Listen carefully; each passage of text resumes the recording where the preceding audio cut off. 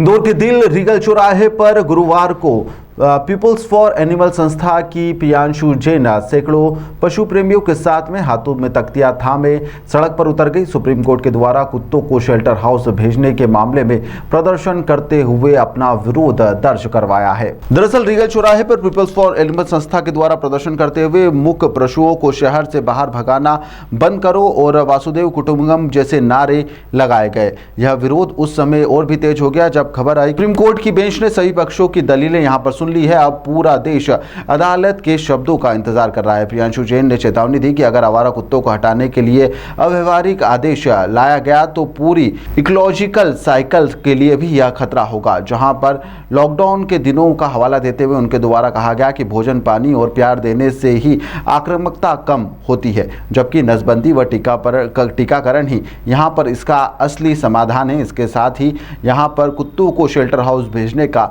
जमकर विरोध किया गया। देखिए, ये सुप्रीम कोर्ट का जो फैसला आया है, बिल्कुल मुझे लगता है इसमें बहुत ज्यादा गहराई से विचार नहीं किया गया, जल्दबाजी में लिया गया फैसला है। पशुओं के पक्ष को नहीं सुना गया है। 100% अगर वो स्टरलाइजेशन, नसबंदी करने में असफल रहे हैं तो ये उसका ठीकरा उन जानवरों पे नहीं फोड़ा जाना चाहिए।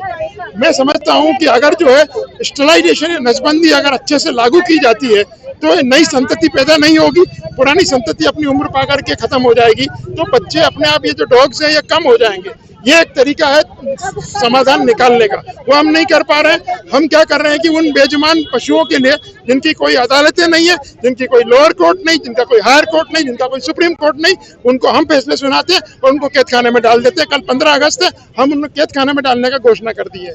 ये बहुत अन्यायपूर्ण है। इसके बारे में कोई भी अगर उनकी तरफ से बोलने वाला नहीं है तो हम इंसानों का दायित्व है कि हम बोलें।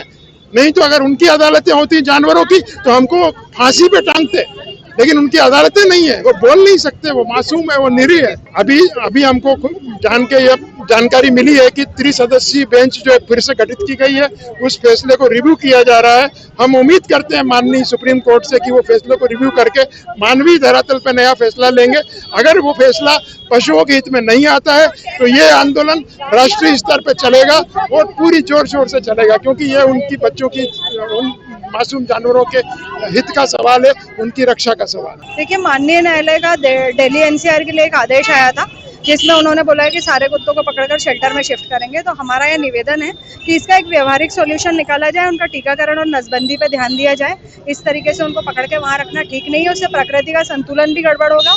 मुंबई इसका लाइव एग्जाम्पल है हमारे सामने। वहाँ उनने सारे कुत्तों की नसबंदी कर दी, बिल्लियाँ बढ़ गई, अब वो बिल्लियों की नसबंदी कर रहे हैं। अब इसके बाद चूहे और सांप आएंगे, उनका क्या करेंगे, है ना। तो हम लोग ये चाहते हैं कि एक व्यवहारिक सॉल्यूशन हो, नसबंदी, टीकाकरण हो, उनको भोजन उपलब्ध करवाया जाए, तो इससे जो बाइट केसेस है और जो दूसरी समस्या उत्पन्न हो रही है वो कम हो।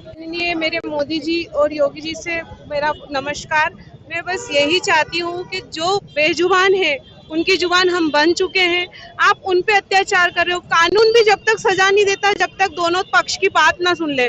यहाँ तो एक पक्ष बोल ही नहीं पाएगा तो उसकी बात कौन सुनेगा। आपको अगर आप क्राइम पे फोकस क्यों नहीं कर रहे हो?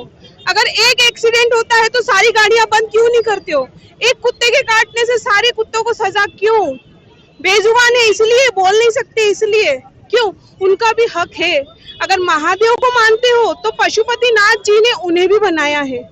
भगवान महादेव उनको खुद स्वयं मानते हैं कि हाँ, महादेव ने उन्हें बनाया है तो उनका भी हक है जीने का। वो आपसे कुछ नहीं मांग रहे। आप उन्हें जब 2 रोटी नहीं दे सकते तो उन्हें लाठी डंडे से मत मारो। उनके ऊपर भी अत्याचार होता है, तब जाके वो काटते, नहीं काटते वो किसी को। अगर आप प्यार से बुलाओगे, अगर एक इंसान को आप 10 दिन रोटी खिलाओगे वो आपका कभी नहीं होगा, पर एक बेजुबान जानवर को एक टाइम रोटी खिलाओगे वो 10 साल आपके लिए प्यार दिखाएगा, प्यार जताएगा। आप कितनी भी दूर चले जाओ, पर वो जब भी आप उसके पास जाओगे वो आपको प्यार से ही देखेगा, आपको वो पहचान लेगा, पर इंसान कभी नहीं पहचानेंगे। तो मैं सिर्फ आपकी सरकार से, जो सरकार आई है, बीजेपी सरकार ने बहुत काम किया है। आज हमें देश से कहां ले गई है, पर आप आजादी के दिन आपने देश तो आजाद कर दिया, पर उन बेजुबानों को क्यों कैद कर रहे हो? उनका हक है जीने का, उनका हक है। आपसे क्या मांग रहे हैं? आपकी प्रॉपर्टी मांग रहे नहीं, वो सड़कों पे रहना चाहते हैं। जो आप देते हो वो खा लेते हैं, आपसे नहीं मांगते, आगे भूखे मर जाते हैं।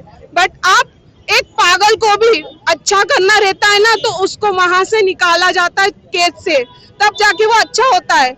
आप ये सोचते हो कि बेजुबान को आप कैद में डाल दोगे तो वो सही है? बहुत गलत है ये।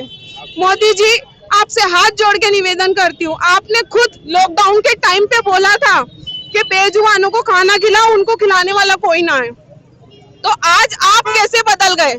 मेरे को आपसे जवाब चाहिए। आप मेरे देश के हीरो हो, आप मेरे देश के लिए जी रहे हो। जब आप महिलाओं के लिए इतना सोचते हो तो उनके लिए क्यों नहीं सोच रहे हो? आप बस बेजुबान की आवाज बनो। 15 अगस्त के दिन आप सब आजाद हो गए हो, पर मेरे बेजुबान बच्चे कैद हो रहे हैं। प्लीज आप सब आगे आइए, आवाज बनिए, बेजुबान की आवाज बनिए।